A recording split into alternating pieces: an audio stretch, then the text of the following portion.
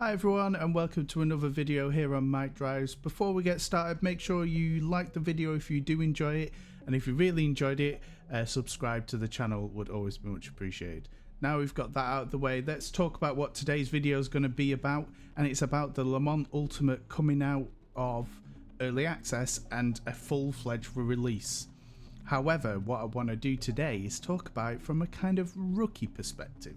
So there's plenty of videos I think that break down the patch notes and the understanding of what LMU 1.0 is, and I will cover a lot of that, but I'm going to cover it from a rookie perspective, from someone who's maybe not done thousands of hours in a sim across many years and is fast. It's going to be very much from a regular guy with base level equipment, and how I found the early access program of LMU going into its full release, which happened on Tuesday.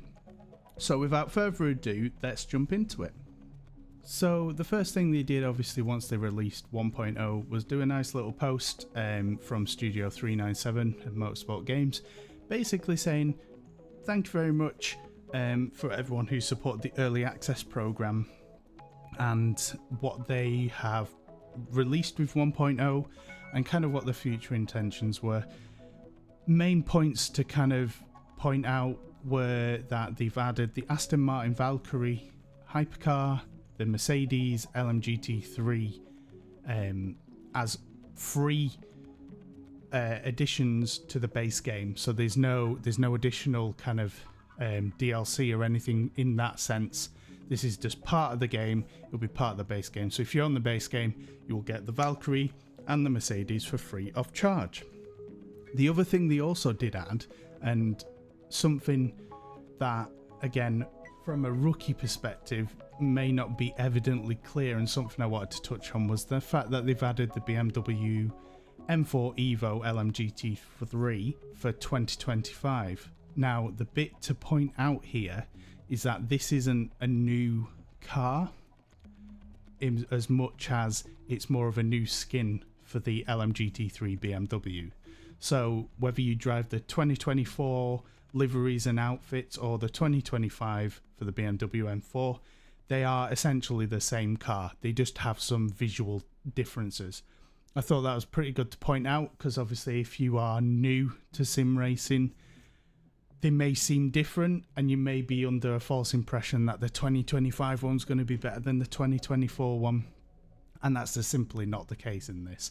So if you prefer the 2024 liveries and the look of the car, I think some of like the headlight details are different as well, and obviously there'll be different aero kind of shapes and bits of the car which will be different, but don't feel like you have to drive the 2025 one if you maybe like the 2024 spec.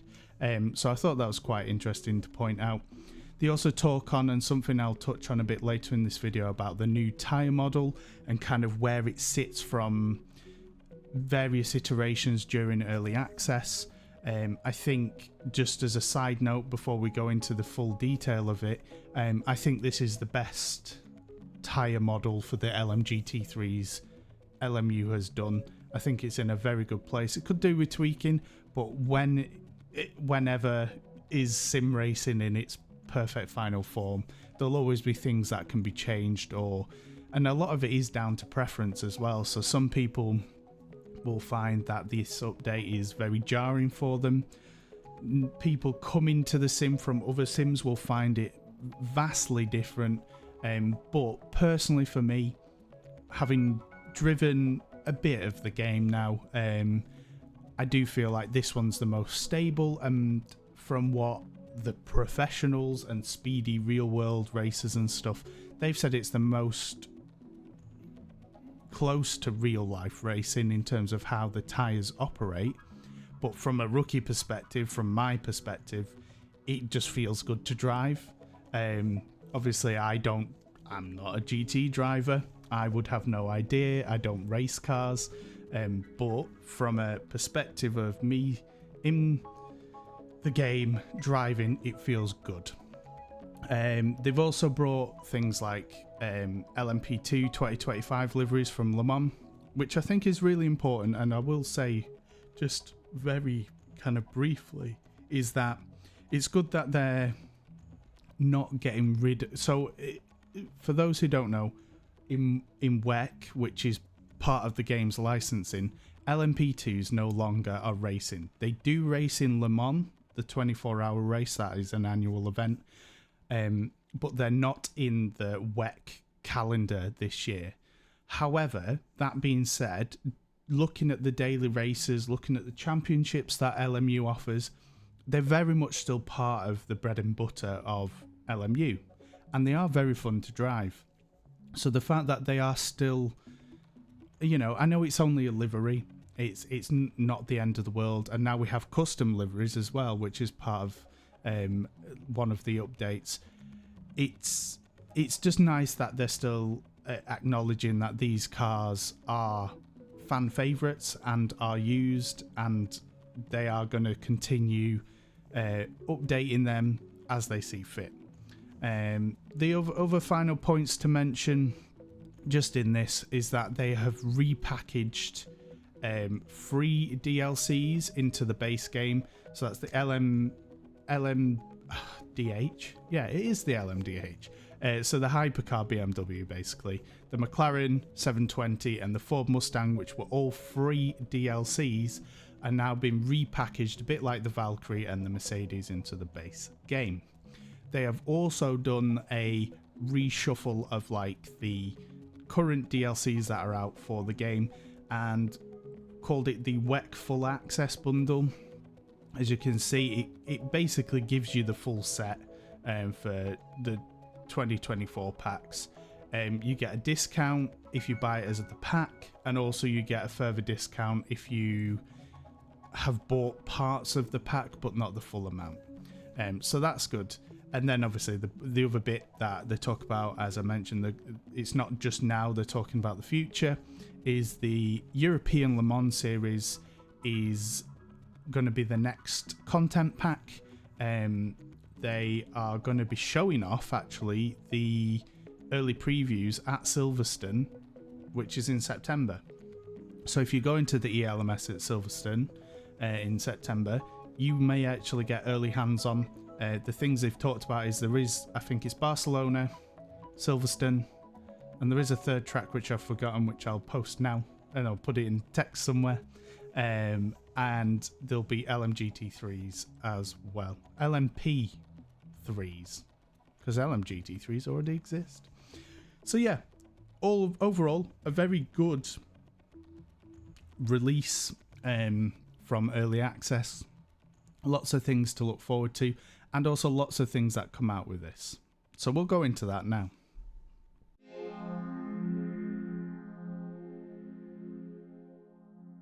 Okay, so I thought I'd just jump into the actual game and kind of talk about my thoughts and feelings. And again, I'm trying to approach this from my perspective. This isn't a professional's perspective, it's just very much my own perspective and how I find the game has gone through its early access program, and kind of just where we're at now as of today, as of this recording, like the state of the game and kind of just where we're at with things. So disclaimer, like, and I think for transparency issues and understanding and all that good stuff, is I'm a bad driver. I have a Logitech G29. One of the brake pedal itself isn't perfect. It kind of sticks on sometimes. I am not your perfect kind of representation of like the pinnacle of sim racing. Okay. However, that being said, I think there are a lot of people like myself who aren't die-hard sim racers with fancy rigs, who want to enjoy sim racing in some aspect. And the reason why I personally think LMU is the one, at least for me, and again, all of this is subjective to me. These are my opinions. I'm not the arbiter of and definitive proof of who's better, what's better, all that good stuff. So the reason why I think LMU works for the rookie, average sim racer, or just guys who like to race, or girls. So my apologies. I need to work on my inclusive turns of phrases. Sorry. But the reason why I like LMU, and I like it over the other things on offering at the moment, I have come from ACC. So my main sim for the longest time was ACC. And I've probably got about 600, 700 hours in ACC. I started many moons ago. I struggled with it. I went away. I sold my wheel and all that stuff, and then I came back probably about 2 years ago. So that's kind of my background, and as to why I think, how I think, I guess, in terms of everything. So I've come from ACC. Now ACC has its problems. It doesn't really have, aside from community-driven servers and championships, the online offering for ACC, there is a corner there, mate, is rubbish. It's absolutely diabolical. There is no... If LFM didn't exist, and if the communities that support ACC didn't exist, ACC would have died as a multiplayer game a long time ago. Now, this is where I like LMU, because LMU has a reset every Tuesday, and it has an offering typically of 6 races. Okay, so there are 2 bronze safety rating entries, there are 2 silver, and then 2 gold. Obviously your safety rating is how safe you drive. So if you are bronze, obviously you cannot access silver and gold races, but you have a minimum of 2 races. If you are the worst driver in the world and your safety is the worst, and for whatever reason you just can't get yourself safely racing, you still have 2 races. Typically, and this obviously does change all the time, you will have an LMGT3, and it's fixed setups. So if you are a new driver, you don't have to be worrying about tire pressures, downforce, wings, all the jargon that maybe most people might not understand. Most people do, but most people don't know how to resolve a certain thing. So there's that, and then it's usually, they have been integrating LMP2s and sometimes hypercars. They also include the GTE class sometimes, which is again the predecessor to LMGT3. But at base level, when you start driving on LMU and you're ready to jump into multiplayer, you will have 2 races, and they go alternate. So it might be LMGT3 at Spa one week, and then after that race is finished, it'll go to LMP2s at Imola or something of that nature. Anyway, and then it's just basically duplicated.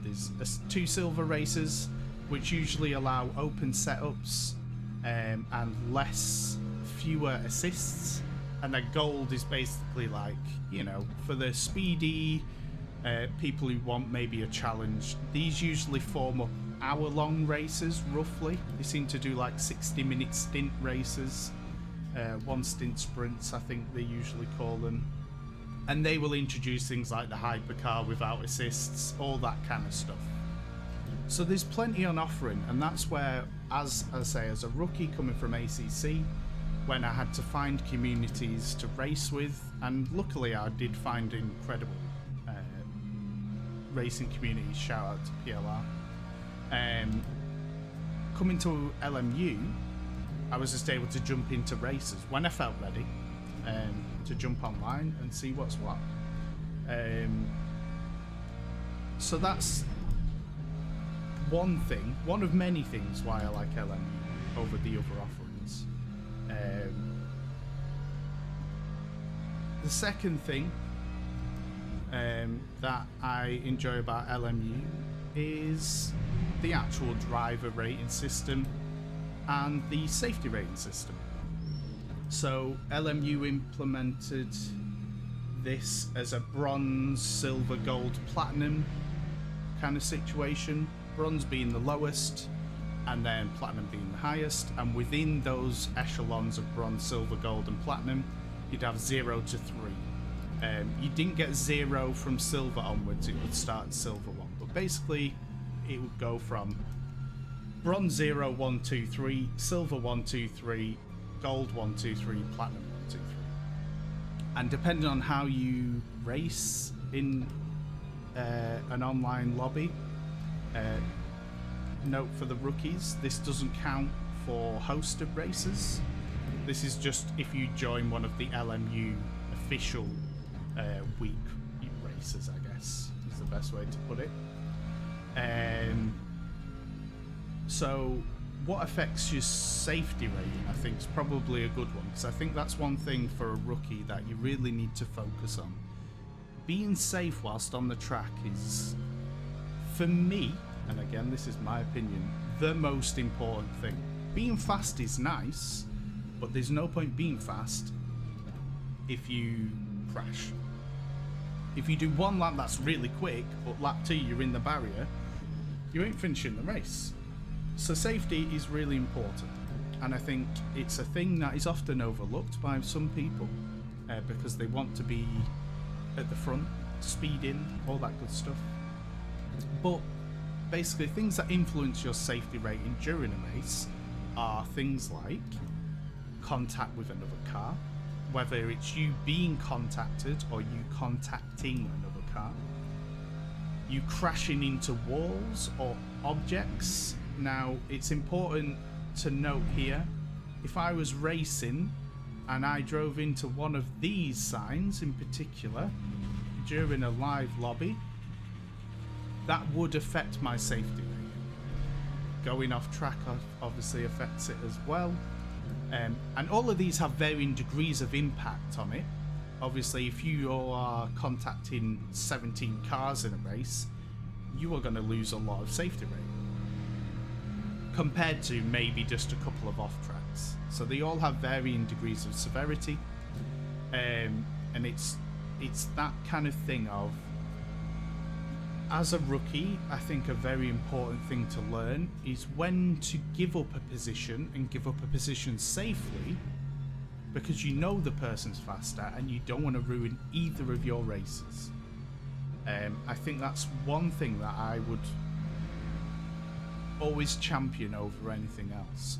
If you're racing and you qualified 10th and Speedy Gonzalez qualified at the back of the grid because he didn't set a pit qualifying time, then they're going to catch up to you because they are inevitably going to be quicker.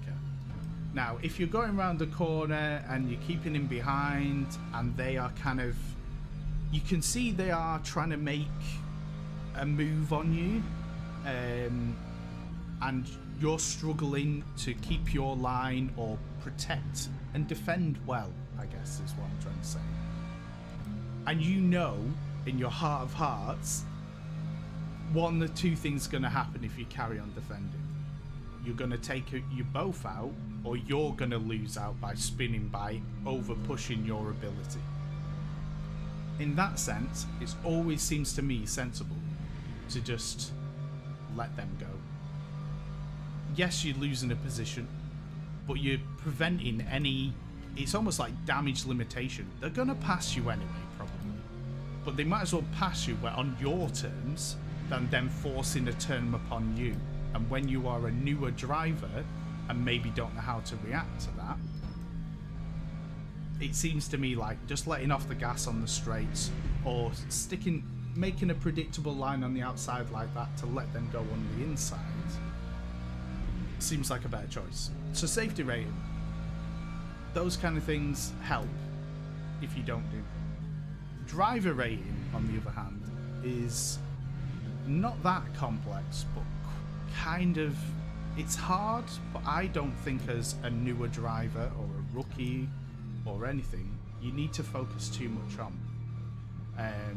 That might be controversial. I don't think it is. But your driver rating is a reflection of you. If you are, like myself, I am Bronze 3. I have been Bronze 3 for a while, because I think that is just where my natural ability is in LMU at this moment in time. I'm not upset that I'm not silver, gold, platinum driver rating, because for me, a driver rating system implemented in a game like a sim is, its pure role for me is that it puts it with drivers who are of my level. So when I am racing drivers who are of my ability, ergo my racing is going to be closer and it's going to be more interesting. And it doesn't matter if the little badge to get me into that race that is close and interesting and fun is Bronze 3, Silver 2, Platinum 3. It doesn't matter, because if I am that driver rating, that's my driver rating. And I think that's something to bear in mind. I do also take into account and understand people's frustrations when the weighting of driver rating gains is lower. But here's the thing that I want to say. A few percent, especially on a release of a game, so for those who have paid attention to LMU on release, its concurrent players has been smashed. It's like new records for LMU. So there are going to be a lot of new players that are starting at baseline 0.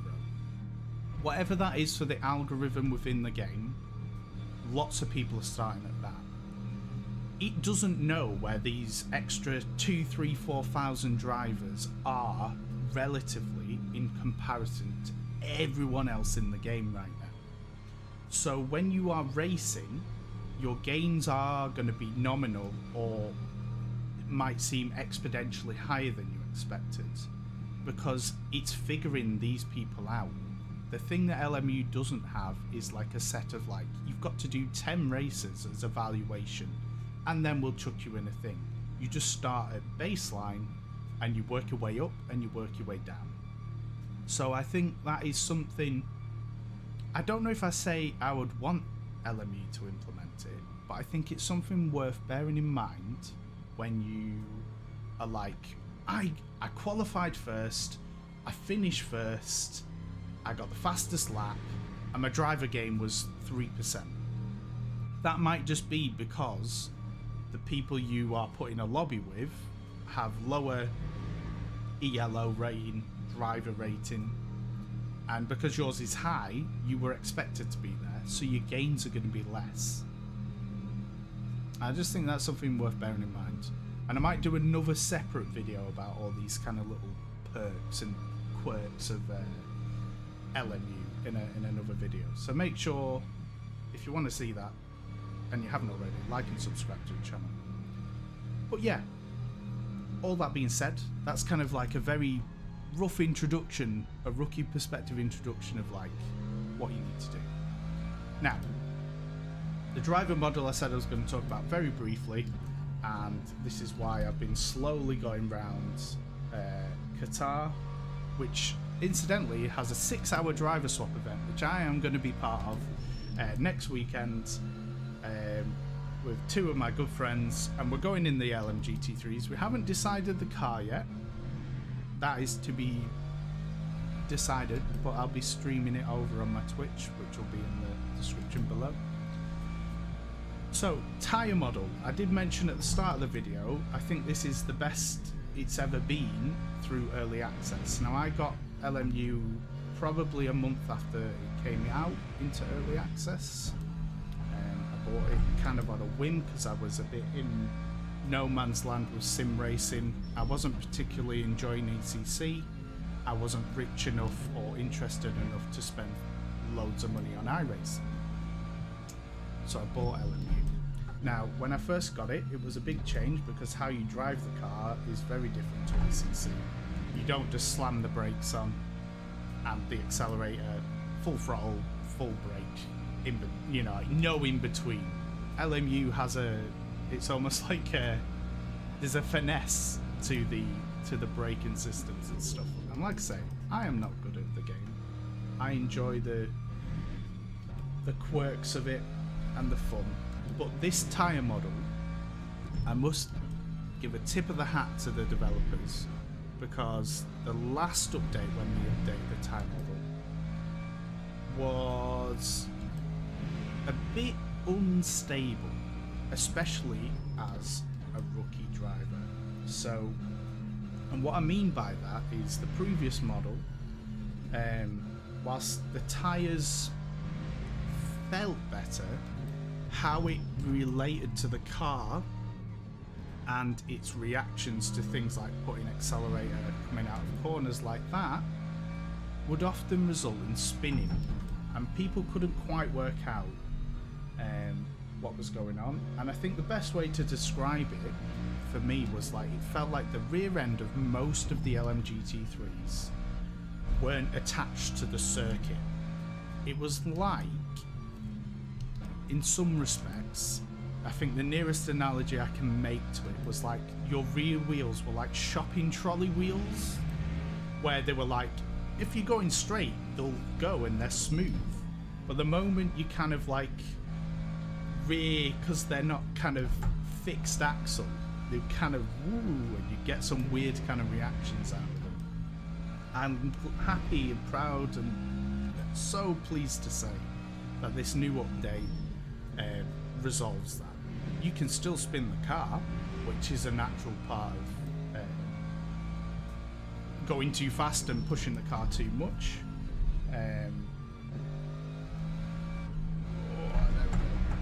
But overall, much improved.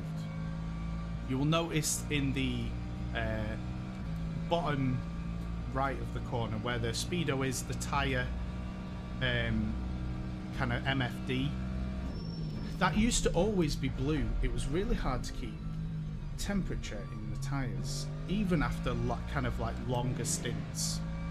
What you will notice if you played early access and then go into 1.0 is that, and they put it in the patch notes, that the thermal deg is improved. So the tyres will retain temperature a bit better, and their degradation for being in that operating optimum window is now reflected better in tyre wear, and also levels of grip and kind of like how the car reacts to fresh tyres compared to worn tyres, and how that oversteers, understeers affects the car. So I do think it's really positive, this tyre update. I think if you are coming from a new sim, from a different sim, shall I say, the only way I can describe it is it's like you almost need to unlearn everything you've learned in those previous sims, because they are their own model of realism, and some are better than others, and again, it's often down to personal preference. But I think what you need to do is take your experience and your racecraft, so you know hitting your braking markers is important, and when you're overtaking, what's the best and safest way to do it, all those kind of things. But in terms of driving the car, the intricacies of driving a car and like brakes and stuff, is LMU has a really good offline mode, and I cannot stress enough, if you are new or you don't feel confident, or you're like, if you're driving like this now, and I use my old ACC tactic of slam the brakes on and I'm kind of trying to put the throttle on, I'm like, why is this happening? Which did happen to me. I always was oversteering out into the sticks on the track. What I did is I was like, well, trying to understand why that happened. Is it a game thing or is it a me thing? Guess what? It was a me thing. So I took myself into offline mode, a bit like this. I just did myself a few races offline, practice session like this, and gone, okay, so I braked at the 100-meter mark and I stamped on the throttle. I can see in the reading the brake pedal's fully on, and it didn't work out. So then I was like, well, what am I doing wrong? What could I change? So I thought, well, I'll brake earlier to maybe slow the car down more. And then what I was finding is I was getting to the corners and I was like, well, I'm going too slow now. And the offline modes, I'm just practicing. I know it might seem boring because, you know, you're not racing, but just spending that time, and when I started realizing actually what I need to be doing is about 60, 70, 80% of the brake and holding it and kind of trail braking off. And I watched some videos about trail braking and all that stuff, and then it suddenly clicked. LMU clicked for me, and I'd unlearned the ACC of harsh pedal, get on the accelerator as soon as possible, and I kind of learned the LMU way of driving the car. And ever since that moment, it is my favourite sim, and I don't think anything will change my viewpoint on that anytime soon. So yeah, that's enough of me chatting. I will do some more videos on this because I think there is a lot to cover, and I think I'll probably do a rookies guide because I like the idea that there are a lot of guides for the fast people, and there are a lot of guides for slow rookies like me by fast people. But I think there is certainly a place here on YouTube for videos from the rookie perspective of how our actual experiences are, and little tips and tricks that maybe we learn along the way. I think information shared is a very important thing. I don't believe in being very secretive, like, oh, I know the secret how to drive this car better. I think it's good that we share it because it results in the long term of more people staying with the sim, the racing being better, and just generally the community having a much nicer time. So again, if you've enjoyed the video, like and subscribe. I'm going to be streaming the 2.4 hour Le Mans very soon at 1 PM today if this video goes up in time. Maybe I'm live, maybe check my Twitch and see if I am. I may even go live on YouTube. Anyway, thank you very much. I look forward to the future of Le Mans Ultimate, and hopefully this has given you some insight from a rookie perspective of sim racing and within LMU specifically. I'll be doing plenty more content, so like and subscribe, all that good stuff. Thank you very much. Enjoy the rest of your day.